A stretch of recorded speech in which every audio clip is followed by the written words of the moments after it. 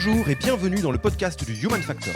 Je m'appelle Alexis Eve et tous les mercredis, je vais à la rencontre des startups les plus véloces pour rentrer en détail dans les bonnes pratiques RH qui leur permettent de faire du facteur humain un levier de croissance plutôt qu'un risque. On est tous suffisamment assez fous pour s'être rassemblés alors que c'est une période ultra incertaine dans le projet. Le Human Factor, ce n'est pas qu'un buzzword, c'est aussi le nom de notre premier livre. Les clés de l'alignement entre associés, d'une organisation adaptée ou encore de la bonne relation à son travail. The Human Factor, c'est 100 pages de retour terrain des plus belles startups et de bonnes pratiques actionnables. Si vous voulez en savoir plus, allez tout simplement sur www.yaniro.co/book, B-O-O-K. On met le lien dans la description de l'épisode. Pour l'heure, je vous laisse avec l'invité d'aujourd'hui et vous souhaite une bonne écoute. Bonjour Jérémy, comment vas-tu ? Très bien. Bonjour Alexis. Bah écoute Jérémy, un grand merci d'avoir accepté notre invitation sur le podcast du Human Factor de Yaniro.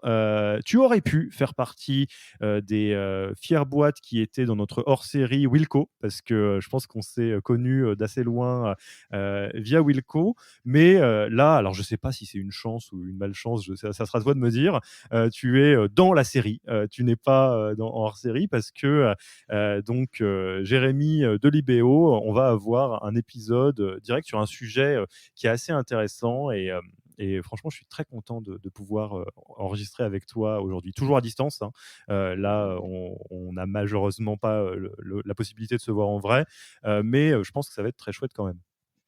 Je suis ravi aussi. Et effectivement, on avait pu faire un super atelier avec vous et je suis content de continuer un peu les échanges d'une façon complètement différente. Carrément. C'est un peu le côté, le Yaniro Extended Universe de temps en temps, j'ai l'impression. Écoute, Jérémy, tu sais que je ne me risque plus à pitcher les startups à la place des invités parce que je respecte l'évolution hebdomadaire des pitchs. Donc là, en 2021, à l'heure où on se parle, comment on pitch Libéo ? Libéo, je pense que le pitch reste relativement le même. Libéo, c'est le spécialiste du paiement entre entreprises. Ce qu'on va apporter comme solution aux TPE et PME, c'est une facilitation de la façon dont elles vont gérer et payer leurs factures. Une entreprise, quand elle a une activité, elle va recevoir des factures qu'elle va devoir régler, mais avant de les régler, il y a plusieurs étapes, dont de la centralisation, il ne faut pas les perdre, il faut pouvoir les classer, il faut pouvoir les saisir, et avant de les payer, il va falloir les contrôler par les personnes qui sont responsables d'une certaine partie de la société, par son associé. Enfin, plus on grossit, plus il y a de ce genre d'enjeux. Et donc nous, ce qu'on fait, c'est proposer une solution, une plateforme qui va digitaliser évidemment, simplifier l'ensemble de ces démarches, faire collaborer les équipes et payer directement au sein de la plateforme. Donc, c'est à la fois un outil de productivité dans les parties gestion administrative, mais aussi de paiement, sans avoir à changer de banque. Hein. On se connecte aux banques de nos utilisateurs et on propose cette solution à tout le monde. Top. Je suis sûr que mon associée Elisabeth, qui, entre autres choses, pilote la partie activité facturation dans Yaniro, me demandera de dire pourquoi on n'est pas encore chez Libéo. Mais ça ne saurait tarder, il n'y a pas de raison. Parfait. Sinon, c'est moi qui te demanderai. J'imagine, tu as raison. Et alors, bon, vous le savez, dans cet épisode, on a tantôt des profils DRH, tantôt des profils fondateurs. Donc, toi, tu es de la famille des cofondateurs. Tu es dans les cofondateurs de Libéo.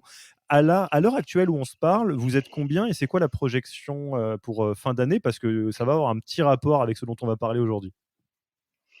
On est aujourd'hui 50. Quand on s'est parlé pour organiser ce podcast il y a quelques semaines, on était 40-42. Et c'est juste pour te dire qu'on est dans cette phase où on a beaucoup de recrutement en cours. Et l'objectif chez Libéo, c'est d'atteindre une taille d'équipe qui est d'environ 100 à 120 personnes d'ici la fin de l'année. Donc, on a des gros enjeux de recrutement et d'organisation, évidemment, pour garder l'efficacité avec cette croissance d'équipe. Et donc, vous avez levé des fonds récemment pour financer cette croissance de mémoire ? Oui, tout à fait. En février, on a fait une levée de fonds, notre série A, et donc ça nous permet évidemment d'accélérer, et l'accélération, elle se matérialise principalement à notre stade par des recrutements, donc ça permet de densifier les équipes, de les spécialiser, et donc on a ce besoin pour supporter toutes nos ambitions d'avoir des des gens aux différents postes nécessaires. Alors, on parle start-up qui, il y a quelque temps, faisait partie de la grande famille des start-up early stage et qui là accélère vitesse Mad Max sur l'autoroute. Et ça nous permet de parler d'un sujet qui, alors moi, c'est un sujet que je trouve hyper intéressant et j'espère qu'on va pouvoir vous partager, parce que il y a l'intérêt sur ce sujet, notamment parce qu'il y a quand même pas mal de boîtes qui sont dans ce cas-là. Le sujet un peu du guide de survie RH avant que l'équipe RH ne se structure elle-même. C'est un peu obligatoire, hein, avant d'avoir un super ou une super chief people officer, RH, des recruteurs, des recruteuses. Bah, à un moment donné, on a dû faire les choses un peu bah, à la main, j'allais dire, et puis avec l'apprentissage qu'on peut. Euh, et c'est un peu de cette phase-là dont on va parler. Disclaimer à ce stade, et je suis sûr que tu m'autoriseras à être taquin dans votre parcours. Ce qu'on aime bien dire chez Yaniro, parce qu'on rencontre pas mal de boîtes de différentes tailles, c'est qu'il y a un truc qui est à peu près commun dans toutes les boîtes, c'est que les startups ont tendance à recruter leur profil RH trop tard et trop junior au début. Parce qu'on a tendance à se dire, bon, bah voilà, on verra plus tard, jusqu'au moment où c'est pas trop tard, mais en tous les cas, on aurait pu le faire un peu plus tôt. Mais toujours est-il que, toi, Jérémy, tu as eu un rôle et tu as encore un rôle, même si j'imagine que ça se dévie un petit peu, très important dans la fonction RH chez Libéo. Et bah, l'idée, c'est un peu, avant de staffer la partie RH, comment est-ce qu'on survit quand on est une startup early stage qui grandit vite? On est parti là-dessus? Allez, c'est parti. Alors, bah, déjà, question bateau, pour remettre un peu les choses au clair. À l'heure où on se parle, il y a du RH à l'IBO, et puis oui, depuis combien de temps? Sinon, quand est-ce qu'ils arrivent? Bah, déjà, remettons un petit peu les choses. Non, aujourd'hui, il n'y a pas d'équipe RH. On est typiquement dans cette phase où on a construit les 2 dernières années, puisque ça fait 2 ans qu'on s'est lancé. On a occupé nous-mêmes toutes les différentes fonctions RH en fonction des besoins de l'entreprise. Effectivement, là, on est à cette étape où on a décidé, on pourra en discuter plus tard, mais peut-être trop tard, peut-être le bon moment, de constituer cette équipe et on va avoir la première personne qui va nous rejoindre de façon vraiment permanente dans l'équipe dans un mois environ. Donc ça va être un talent acquisition manager qui va rejoindre l'équipe. Ok, donc là, on est pile poil dans le sujet. Donc la première question que j'ai envie de te poser, c'est jusqu'à maintenant, le spectre RH dans l'IBO, ça recouvre quoi? Parce que on pense bien évidemment au recrutement, qui est un peu le nerf de la guerre dans les phases de croissance. Mais toi, d'avoir pu justement explorer et apprendre la réalité de ce qu'est j'allais dire, la fonction RH en startup, parce que tu en prends une partie jusqu'au recrutement là, de votre premier RH. Euh, Quelle est la réalité RH d'une startup early stage qui est en train de grandir?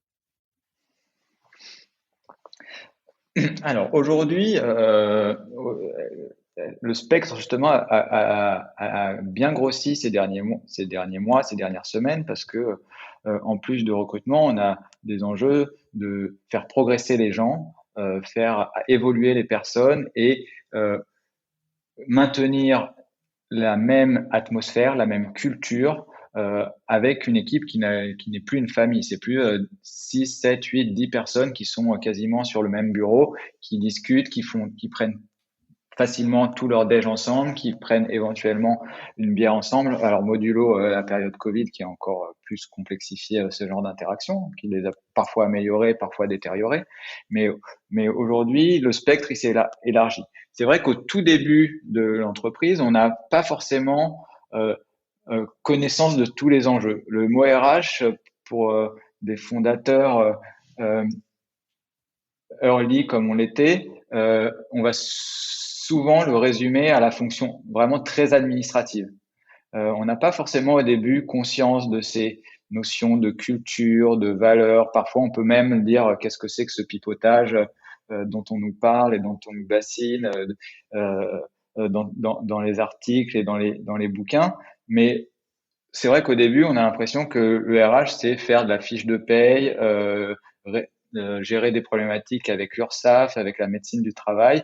Et c'est vrai que moi, en plus, j'ai un biais parce que j'étais avocat dans une autre vie, donc pendant 3 ans et demi. Donc c'est un peu la partie que je connais, la partie que je maîtrise le mieux, c'est la partie administrative, faire des bons contrats de travail, faire en sorte qu'ils soient signés à temps, faire en sorte qu'on utilise les bons outils pour faire entrer les collaborateurs. Mais ça, c'est très plat comme vue RH. Et donc, ce dont on se rend compte progressivement, c'est qu'il y a de la vie et évidemment, il y a des humains derrière.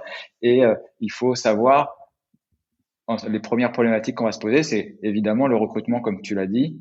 Ensuite, c'est comment intégrer les nouveaux collaborateurs, comment faire en sorte que les personnes qui arrivent tout d'un coup, alors qu'on n'était que 4 pendant 7, 8 mois, ben, ils aient la même connaissance de ce qu'on est en train de faire, de notre façon de fonctionner. Donc l'intégration, très vite, ça a été un enjeu. Puis ensuite, quand on a commencé à, à grossir à 7, 8, 9, 10, euh, les questions se sont posées de, en fait, qu'est-ce qui nous rassemble au-delà du projet? Qu'est-ce qui fait que finalement, on est tous suffisamment assez fous pour s'être rassemblés alors que c'est une période ultra incertaine dans le projet, c'est une boîte Treasury, mais il y a sûrement quelque chose qui nous rassemble et c'est un petit peu ça, la culture, c'est les points communs, les valeurs communes qui ont fait qu'à un moment, presque le destin, les rencontres, les interactions, les feelings ont fait qu'on s'est lancé dans l'aventure tous ensemble.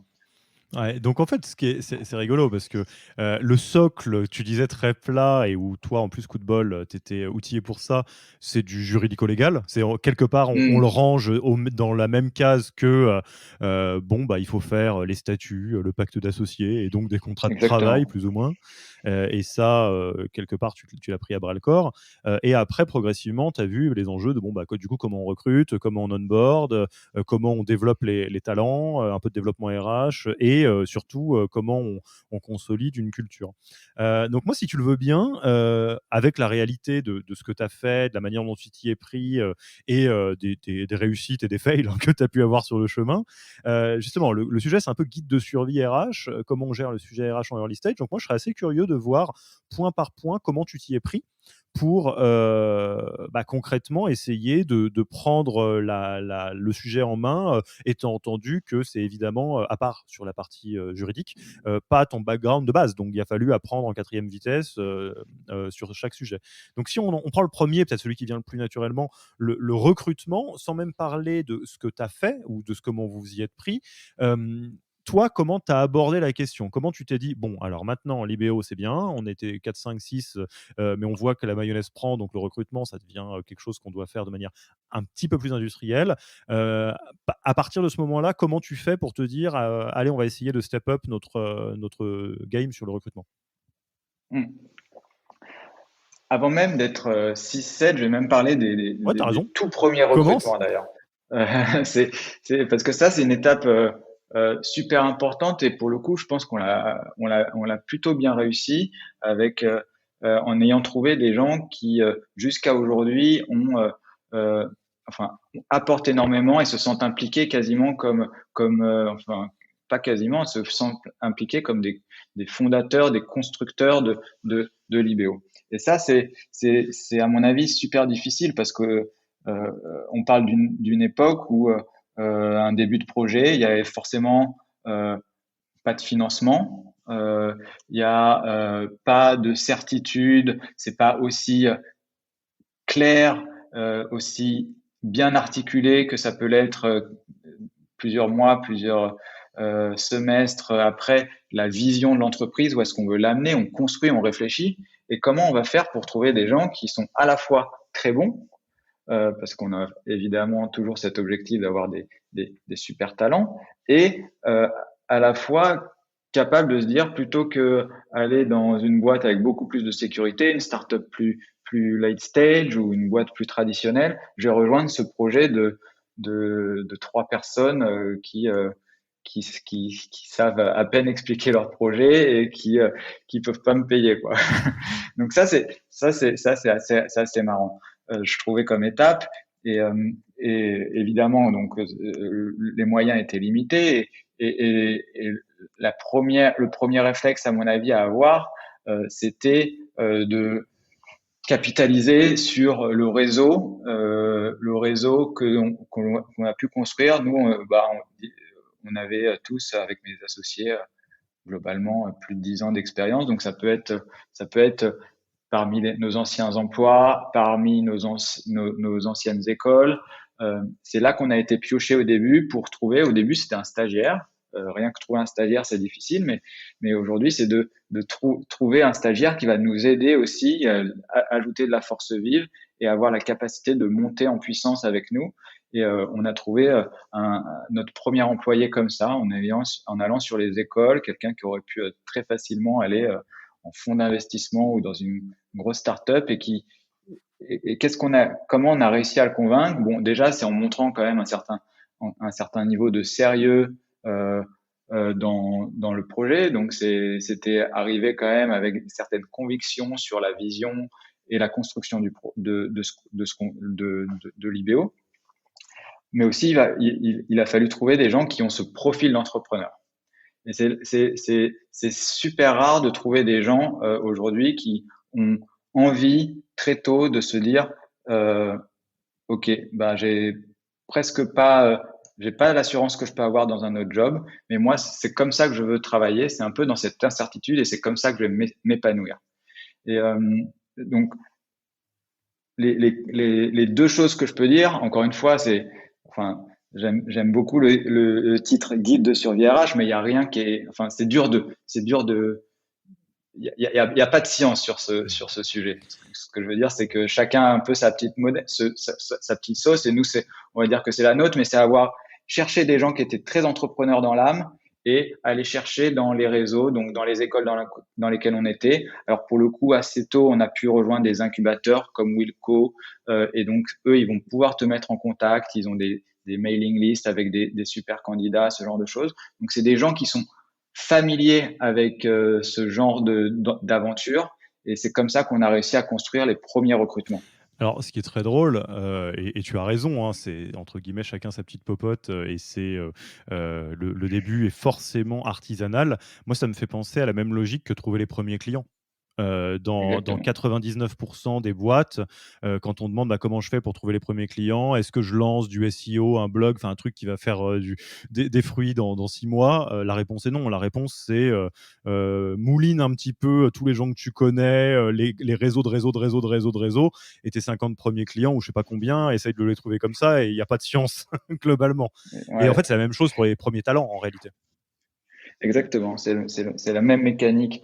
C'est euh, et bon, réseau, ça peut avoir un côté péjoratif. Parfois, c'est ah tiens, je suis privilégié, mais c'est pas ça. C'est juste, on a tous des existences et on a tous rencontré des gens qui peuvent qui parce qu'on les connaît, vont nous faire confiance et vont peut-être se baser sur des critères qui sont plus personnels que sur des critères très objectifs. Et c'est la même chose effectivement pour des clients. Il y a des gens qui vont te faire confiance alors que ils savent qu'il n'y a pas énormément d'histoire sur ton produit, pas beaucoup d'autres clients, voire zéro. C'est comme ça qu'on arrive à acquérir les premiers clients. C'est par la confiance. On sait que tu es sérieux, on a envie de croire en toi, on a envie de parier sur toi.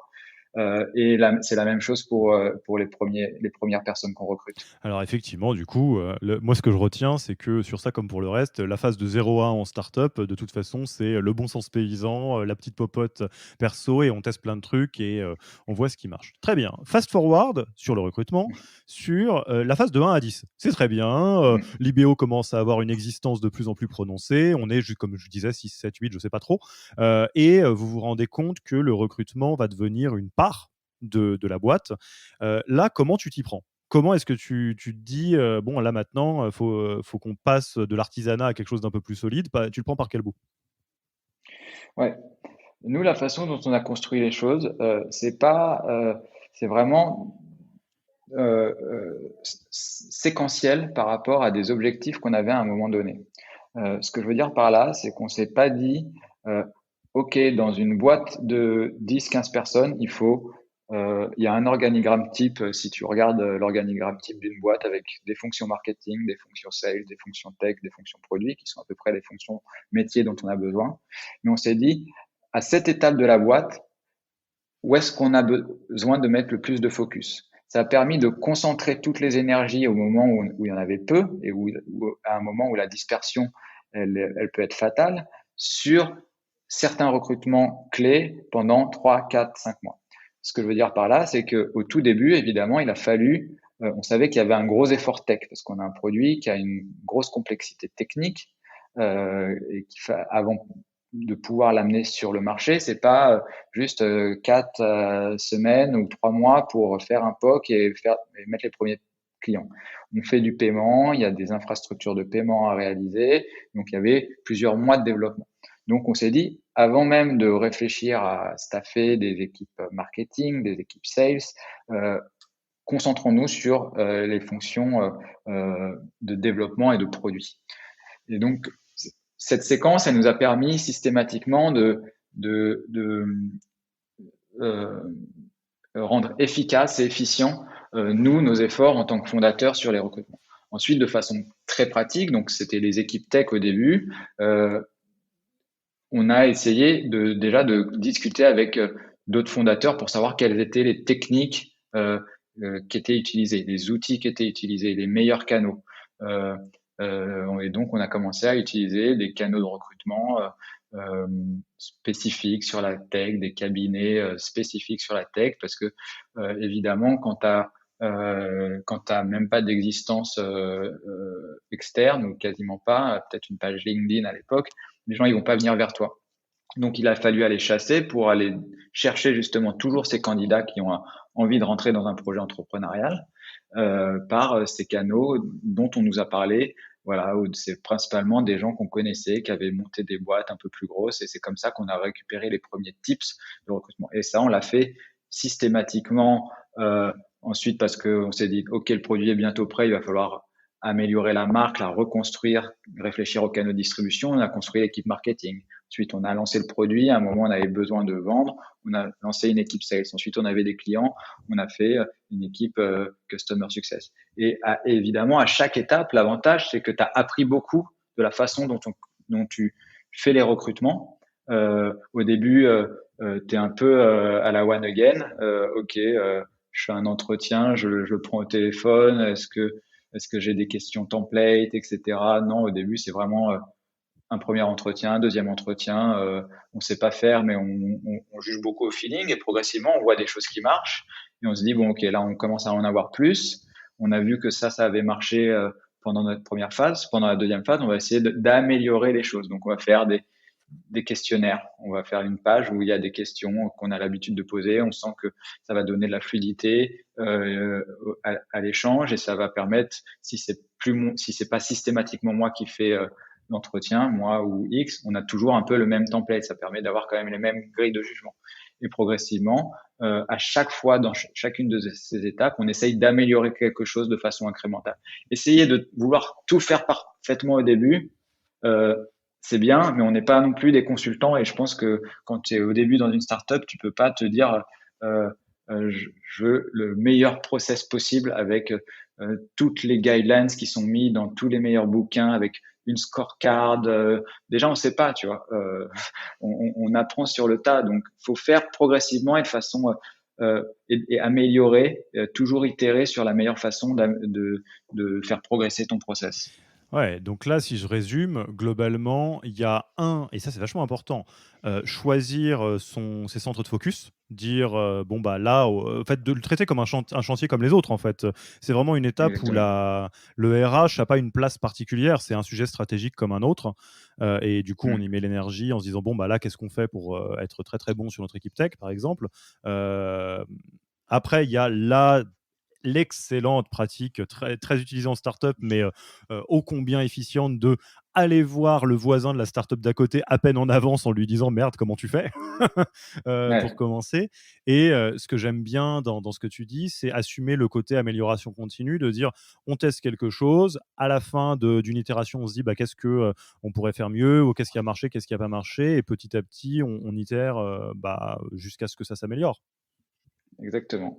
Euh, et sur la partie 2, qui est de parler euh, aux fondateurs, je veux même élargir ça à parler à l'écosystème ou à écouter l'écosystème. On a la chance aujourd'hui d'être en France, à Paris, enfin, euh, d'avoir de plus en plus de ressources, d'experts qui sont relativement ouverts et disponibles dans l'échange. Donc, soit il y a des articles qui sont déjà publiés, il y a beaucoup d'articles médiums, que ce soit en anglais ou en français, sur les problématiques de recrutement. Il y a des gens qui sont ultra ouverts pour discuter, donc on peut ne pas hésiter à aller pinguer 10 personnes sur LinkedIn, on va avoir des retours, même si on n'a pas forcément les contacts directs de personnes, voilà, de se dire, tiens, cette boîte, elle a vécu ce que j'ai vécu il y a 6 mois.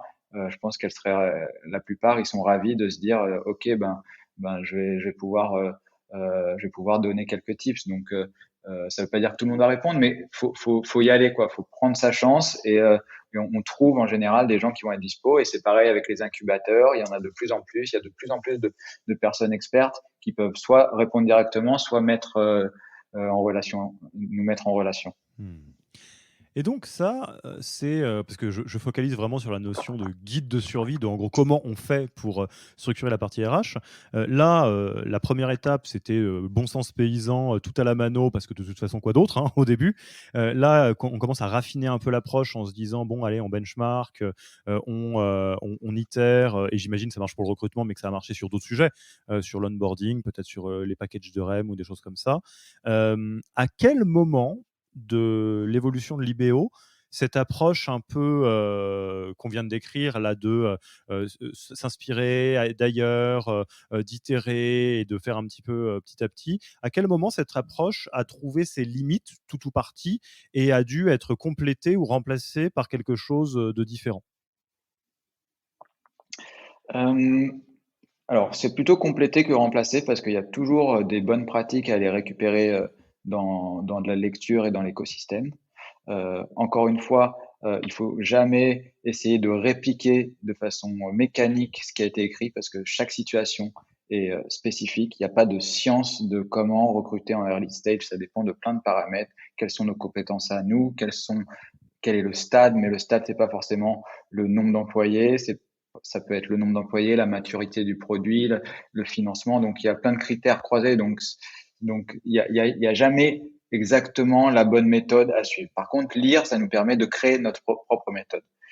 En revanche, pour répondre plus précisément à la question, le moment où il a fallu être un peu plus professionnel et créer ses propres structures et ses propres process, c'est quand on se rend compte que le recrutement prend une part importante de notre travail, devient extrêmement chronophage parce que le volume de recrutement augmente et tu te dis, ben, c'est quelque chose qui doit être diffusé dans tes équipes parce que tu as des gens aussi qui sont capables de le faire et il y a des gens qui travaillent avec toi qui ont à la fois l'envie et les skills pour s'occuper tout ou partie de phase de recrutement.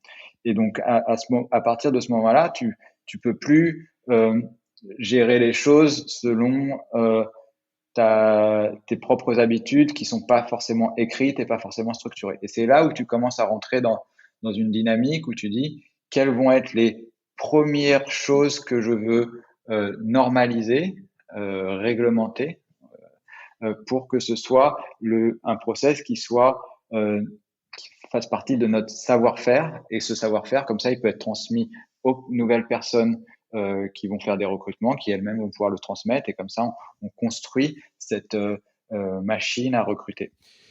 Donc, Ouais, j'aime bien la manière dont tu le présentes parce que effectivement, ça semble très logique quand tu le présentes comme ça, de se dire que avant une certaine traction, si je puis dire, il y a certains sujets RH qui sont relativement ponctuels, c'est des chantiers en fait. Là, on va se dire, il faut qu'on mette un coup de bourre sur l'équipe sales, sur l'équipe tech ou machin. Et au bout d'un moment, bah, ça devient un travail récurrent et donc une fonction de l'entreprise, que ce soit recrutement, RH, paye, que sais-je encore. Et là, et encore une fois, on a fait les parallèles sur les sales au début. C'est valable en vrai quand on pense les choses autrement sur toutes les fonctions de l'entreprise. C'est-à-dire, peut-être qu'au début, tu vas glaner des retombées presse à gauche, à droite, autant que tu peux avec ton réseau, et qu'à un moment donné, tu vas dire non, on est au stade où il y a une partie RP dans ce qu'on fait, et il y a des gens, que ce soit des agences ou des gens en interne, qui sont censés faire en sorte qu'on parle de l'IBO toute l'année. Et du coup, à cette étape-là, bien sûr Mm. qu'on processise parce que on a de la Mm. récurrence. Et là, ce que je comprends, c'est un peu pareil. C'est que le moment du process, c'est le moment où les sujets RH deviennent récurrents. Exactement. À un moment, le volume et la diversité font que ça devient une fonction à part entière. Et le premier réflexe que nous, on a eu en tout cas, qui est pas forcément la bonne façon, mais qui est une façon qui a plutôt marché, c'est de pas tout de suite recruter une fonction RH, qui est quelque chose qu'on est en train de faire, comme je le disais au début aujourd'hui, mais de dire, on va diffuser ça avec trois, quatre personnes au sein de l'entreprise qui vont nous aider à augmenter notre puissance de frappe sur le recrutement. Donc, il y a des personnes qui sont bons dans les entretiens, qui aiment bien l'échange, qui jugent bien, et ces personnes vont recruter, vont nous aider à recruter. Il y a d'autres personnes qui sont bien dans l'analyse, le benchmarking, la construction, et on va se faire aider pour créer notre grille de compensation. Se dire, tiens, à un moment, là, il faut que ce soit normalisé aussi, parce qu'au début, évidemment, tu fais des salaires un peu, quand tu recrutes une personne tous les 4 mois, bon, ben, t'as pas de grille de Tu fais salaire, comme tu as tu peux, juste ouais. 4 personnes et 4 salaires, quoi. Et à un moment, si tu commences à te dire, ah, tiens, il faut que ce soit un peu structuré, qu'il y ait une philosophie derrière. Et ça, il y a des gens dans ton entreprise qui, il faut les trouver, il faut dire, tiens, lui, il a les skills pour ça, et tu vas te faire aider. C'est cette personne avec 7 ou C, hein, ça peut être un petit groupe, c'est un projet que tu mènes avec trois, quatre personnes de l'entreprise. C'est un petit peu comme ça qu'on a construit les Et choses. ces personnes, pour rentrer dans les détails de ce que vous avez fait, même si c'est pas forcément un absolu, c'était vraiment basé sur des fonctions, typiquement je sais pas moi, le DAF, tu l'as mis sur des sujets de comp and ben, de rémunération, ou est-ce que c'est vraiment appel aux bonnes volontés, on veut se structurer là-dessus, qui veut rejoindre ce projet transverse C'est plutôt deuxième partie, parce que déjà, on n'avait pas de DAF. Et donc, c'est plutôt de se dire, voilà, sur certains sujets, il y a besoin de skills forts, et il y a des gens qui sont très people person, qui sont bien dans l'échange, qui sont bien dans la perception des personnalités, des skills, et donc ils sont bons dans les entretiens et dans l'organisation. D'autres personnes qui sont plus des gens internes, qui sont bien dans la construction et dans l'analyse, et ces personnes, de façon complémentaire, vont pouvoir mener un projet ensemble.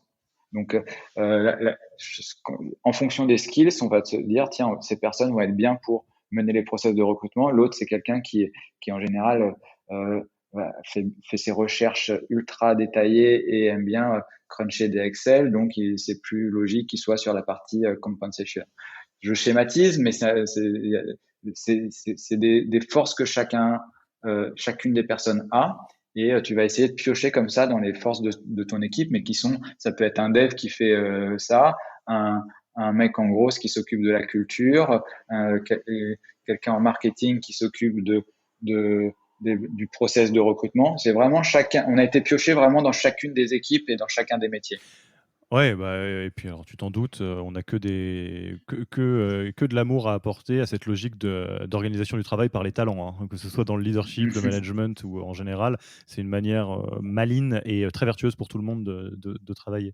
Et alors, sans faire tous les cas particuliers, du coup, c'est l'étape où on commence à «déléguer» entre guillemets, en interne, ou à faire des groupes qui structurent ça. Est-ce que du coup, mécaniquement, ça crée une forme de processisation, j'allais dire plus à l'état de l'art. En fait, ma question, c'est, au début, on a parlé du côté très artisanal, puis après du côté itération pour construire quelque chose de maison.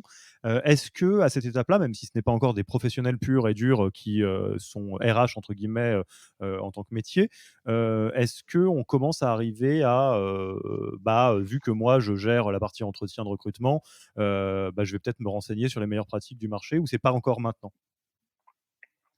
C'est le début de cette phase. Forcément, quand quelqu'un va prendre, par exemple, le sujet du process de recrutement, c'est un mix de ce qui est en train d'être fait, parce qu'avec notre sauce interne, donc on a nos habitudes, 3, 4 étapes dans un certain ordre. Mais après, effectivement, c'est là où les process qui ont bien marché chez les autres, en général, à un moment, ça converge vers quelque chose de relativement commun.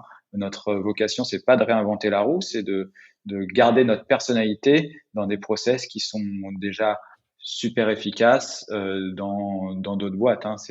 Mais effectivement, c'est là où tu vas retrouver des habitudes de recrutement et des noms qu'on connaît, la scorecard, les différentes étapes, la vérification du fit culturel, etc. Ça, c'est évident que c'est à ce moment-là où ça commence à converger vers quelque chose de plus commun. Mmh. Et est-ce que, à cette étape ou, en pont avec l'étape d'après, heu, à défaut du coup d'avoir vraiment une fonction RH identifiée dans l'entreprise qui porte vraiment ces sujets-là encore, enfin ça va arriver, bientôt. Est-ce que, il y a vous vous entourez plus d'experts externes là-dessus? Parce que je pense qu'il y a, alors évidemment le recrutement, il y a la chasse de tête, hein, c'est quand même un grand classique d'essayer d'accélérer de temps en temps là-dessus. Mais je pense par exemple enfin on parlait du sujet de rémunération qui est assez velu en startup, qui est pas simple, Mm. ou d'autres. Enfin, en gros, est-ce que à cette étape-là, vous, débloquez des budgets ou d'un entourage ou, pas encore? Comment ça s'est organisé? Effectivement, c'est quelque chose, surtout quand on parle de rémunération, c'est quelque chose qui peut être tabou, mais déjà, il y a de plus en plus de ressources publiques, de transparence. On sait que Alan a beaucoup communiqué sur le sujet et d'autres de plus en plus, Shine, etc. Donc, on commence à avoir des ressources, même en France, qui permettent d'avoir une base de travail intéressante. Euh, on a continué toujours à parler à des pairs. Ça, c'est vraiment quelque chose qui est systématique. On a eu la chance aussi d'avoir des ressources chez les fonds, on a fait des levées de fonds. Donc, eux, ils ont souvent en tout cas les fonds avec qui on travaille, Serena, Briga, Local Globe, ils ont des ressources opérationnelles qui ont des spécialités RH et donc qui ont fait des benchmarks, qui peuvent nous aider, qui peuvent revoir ce qu'on a fait. Donc ça commence à être utile. Euh, et ça peut, sur certains sujets, ça, euh, on va avoir besoin à un moment d'une compétence forte et on sent que on peut pas l'acquérir rapidement euh, nous-mêmes et donc on va aller allouer un budget pour construire quelque chose. Nous, par exemple, ça a été la problématique de recrutement où à un moment on était vraiment trop surchargé sur cette partie-là. Et, euh, et donc, on a été au-delà de certains cabinets qu'on pouvait utiliser, des cabinets de chasse externe, on a été trouver un RPO. Alors, c'était un métier que je connaissais même pas, pour être honnête, mais c'est quelqu'un qui va venir en mission dans l'entreprise pour, pour prendre une fonction RH. Et elle nous aide à la fois sur la partie recrutement, mais pas seulement, sur comment entraîner les managers à manager, à recruter, et donc, c'est des personnes relativement 360. En tout cas, nous, c'est ce qu'on a demandé, qui, pendant ces mois, le temps de recruter, parce qu'on recrute peut-être un petit peu tard, va nous, en mode blitzkrieg, va venir et va nous dire, voilà, ça, je peux vous aider là-dessus. Ça peut être sur la rémunération, ça peut être sur le process, comment on le templatise encore mieux, sur les scorecards, etc. Donc ça, c'est super utile et je pense que ça peut rassurer certaines personnes qui se disent je suis pas encore prêt à recruter parce que je sais pas encore si ça va être un besoin récurrent. En tout cas, là, sur 3 mois, 4 mois, 5 mois, je sais que j'ai un besoin et donc c'est une façon peut-être de tester la fonction RH avant même de la staffer. Ouais, c'est l'équivalent, du manager de transition, comme on pouvait le dire Exactement. très intéressant. C'est exactement ça. Et alors, donc là, effectivement, on a une étape où, l'interne, prend la main. Toi, j'imagine, du coup, tu peux, lâcher une partie de ces sujets-là, au profit de l'interne. Il y a des budgets qui sont alloués pour mettre un coup d'accélération, ça se consolide. C'est quoi le trait d'union, ou l'étape, qui vous fait passer à, bah, du coup, l'étape entre guillemets «finale», à savoir: «Bon, bah, maintenant, faut qu'on staffe une équipe RH, quoi»? Hmm. Euh, c'est l'accumulation par progressive de plein de challenges RH qui à un moment se paralléliser et à un moment se retrouvent un peu, il y a un côté un peu bottleneck, un moment où tu as tous les sujets qui arrivent en même temps, le recrutement, la progression interne, l'animation de la culture. Et à un moment, tu sens que ça va te déborder si t'as pas des spécialistes. Un, parce que eux, c'est leur métier et c'est une vraie expertise que je valorise énormément et tu peux le faire de façon transitoire quand t'as pas forcément les moyens, mais dès que tu as les moyens, moi je suis plutôt, j'ai vraiment tendance à aller chercher les experts du métier. Un, parce qu'ils c'est ce qu'ils savent faire, c'est ce qu'ils aiment faire, et en plus, il y a besoin de gens qui dédient l'intégralité de leur temps sur la construction de la politique RH et de tous les sujets RH. Donc à un moment, ça converge. Il y a les problèmes d'onboarding parce que t'onboardes plus une personne mais cinq, les intégrer dans la suivante, intégrer plein de nouvelles personnes, ça veut dire aussi comment bien s'occuper des personnes qui sont déjà là parce que voilà, faire des bonnes reviews, les faire progresser, leur donner des perspectives. Voilà, ça va être reconstruire la grille de salaire, ça va être animer la culture qui est pas de la même, que tu peux pas faire de la même façon quand t'es 10 et comme je disais tout à l'heure, tout le monde se connaît et se voit au bout de la table, et quand t'as 50 personnes et donc les nouveaux, ben t'as peut-être pas rencontré tout le monde, encore plus en ce moment dans cette période Covid. Donc il y a quelqu'un qui doit créer ce lien entre tout le monde et faire vivre un peu ces valeurs et cette culture au quotidien. Mmh. Bon, écoute, Jérémy, je pense qu'on a fait un bon tour là, hein. On a fait toute la timeline, effectivement. Alors, je pense que tu l'as apporté avec beaucoup d'humilité en disant que c'est pas forcément une recette absolue, c'est juste la manière dont vous y êtes pris. Mais je pense que c'est une bonne vue d'avion de, bah, au début, il faut pas avoir peur de faire de l'artisanat parce que de toute façon, quoi d'autre. Ensuite, une bonne manière de faire peut être effectivement d'itérer, de s'inspirer. Et je te rejoins, il y a beaucoup de ressources, que ce soit des personnes qui sont ravies de donner de leur temps ou des choses qui existent. Puis, de ne pas hésiter à impliquer des collaborateurs, collaboratrices qui sont hyper motivés pour encore professionnaliser et processiser des choses, tout en se reposant sur de l'externe s'il y a besoin de mettre un coup d'accélérateur. Et enfin, bah, à la fin du fin, c'est une fonction dans l'entreprise. Donc, recruter pour bah, processiser que tout ça, comme on processiserait le marketing, la tech, que sais-je encore. Ça a l'air plein de bon sens, hein, dit comme ça, là, en vue d'avion. Bah, j'espère que c'est du bon sens et pas des banalités, et qu'on aura essayé de donner quelques bons tips aux personnes qui nous écouteront. Ouais, et je vais m'autoriser à partager quelque chose parce que j'ai fait mon petit coup de canne dans les côtes au début en disant que les startups ont tendance à recruter toujours trop tard leur RH. En tout cas, nous, c'est ce qu'on observe, hein. Puis, alors, on n'a pas d'incentive là-dessus. Enfin, j'ai envie de te dire, c'est pas notre métier, les RH. Pour autant, ce que je soupçonne, dans ce que tu me dis là, avec la vue d'avion que tu partages, c'est que, il peut être tentant d'étirer la période où c'est l'interne qui gère avec, des externes compétents qu'on budgète, de la faire durer un chouille trop longtemps, et je pense que c'est peut-être Mm, là où ça peut frotter. Je sais pas ce que tu en penses, la vue mm. comme ça? Non, je suis d'accord. Je suis d'accord. Nous, si évidemment tu refais les choses de zéro, je pense que on aurait anticipé un petit peu plus ce recrutement. Je pense que il faut pas trop hésiter. Souvent, quand tu commences à avoir les premières convictions et les premiers besoins ou qui s'accumulent, se dire ça y est, c'est le moment, parce que en réalité, c'est jamais ponctuel ces missions-là, et c'est énormément de valeur pour l'entreprise. Donc, vaut mieux le faire 2, 3 mois trop tôt plutôt que 2, 3 mois trop tard, parce que tu perds toi-même énormément de temps. Mmh. Bon, bah écoute, je te propose qu'on passe tranquillement à la fin de l'interview.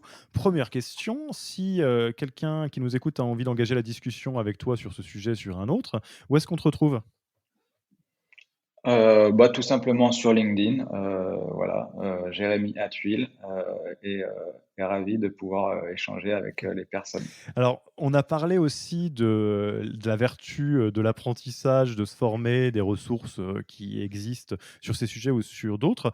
Est-ce que toi, tu as des ressources que tu recommanderais aux auditeurs sur les sujets RH au sens large ou people au sens large, qui, toi, te plaisent particulièrement? Mmh, ouais, Il y en a beaucoup et on a parlé déjà des super choses qui ont été faites par Alan, le livre de Samuel Lian sur le sujet et les ressources qui sont partagées sur leurs blogs. Mais je pense notamment à quelque chose un livre qui s'appelle Blitzscaling de Ray Hoffman, qui a aussi un podcast que j'aime beaucoup. Pourquoi? Parce que il met l'accent que la réussite d'une boîte qui grossit. Alors, on pourra débattre sur, lui, il parle beaucoup d'hypercroissance, mais ça s'applique même dans des boîtes qui ont des croissances plus saines. Il met souvent l'accent sur le fait que les entreprises vont souvent penser à scaler leurs revenus et leur nombre de clients et oublient que le nerf de la réussite, c'est scaler les opérations et l'organisation. Et donc, il va, dans ce livre et dans les différents podcasts, ça dépendra des thèmes de podcast, il va souvent mettre l'accent sur les problématiques RH et les différentes phases qu'on va rencontrer et comment ça transforme complètement la vie des différentes personnes qui sont au sein d'entreprise. C'est pas la même chose d'être 5. Il parle notamment de cette notion de, au début, tu es une famille, ensuite tu es une tribu, ensuite tu es un village, une nation, etc. Donc, il met des mots assez intéressants et il y a beaucoup de conseils pratiques qui sont, je trouve, très utiles. Top. Alors, tu connais notre tradition également de passage de micro. C'est à qui est-ce que tu aimerais passer le micro pour un prochain épisode du podcast? Donc, sous-entendu, des RH ou des fondateurs de startups qui t'impressionnent beaucoup et que tu adorerais écouter au micro du podcast Yaniro du Human Factor. Ben, je vais en citer deux. Je triche un petit peu, mais pour me justifier, les deux ont le même prénom, c'est deux Nicolas.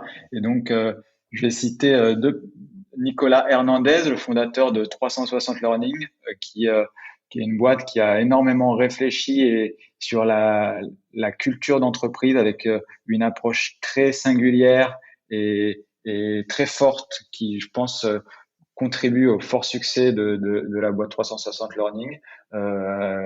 Ils ont un concept qui s'appelle Convexity qu'on trouve qui est super intéressant et inspirant et je trouve que ça pourrait être intéressant pour les auditeurs. Donc c'est la première personne que je cite. Et l'autre Nicolas, c'est Nicolas Merlot, le fondateur d'une boîte beaucoup plus jeune. Je pense qu'ils ont même pas encore leurs premiers employés. C'est une boîte qui s'appelle TEALE, T-E-A-L-E, et qui est une plateforme qui va aider les collaborateurs des entreprises dans la santé mentale. Donc, c'est l'accompagnement avec différents piliers que sont mesurer sa santé mentale et se faire accompagner soit par des experts, des coachs, soit par des cours collectifs. Et donc, je trouve que c'est une super boîte et c'est les deux personnes que je serais ravi, moi, personnellement, d'entendre. Bon, bah, Nicolas et Nicolas, préparez-vous, on va vous contacter pour de futurs épisodes. Écoute, Jérémy, c'était vraiment un plaisir de pouvoir parler de ce sujet qui touche plein de boîtes. Les boîtes parce que les fonctions RH, ou en tout cas les ressources humaines, la partie people, dans les boîtes, il y a des gens. Donc, à un moment donné, c'est obligatoire. Et puis, effectivement, il y a toute une phase avant de pouvoir recruter. Écoute, je pense qu'il ne me reste plus qu'à te dire un grand merci pour ton temps. À très vite Merci, et Alexis. à la prochaine. À bientôt. Salut. Merci d'avoir écouté cet épisode. S'il vous a plu et que vous ne voulez rater aucun nouvel épisode, abonnez-vous à la newsletter en allant sur le site www.yaniro.co. Et à mercredi prochain pour le prochain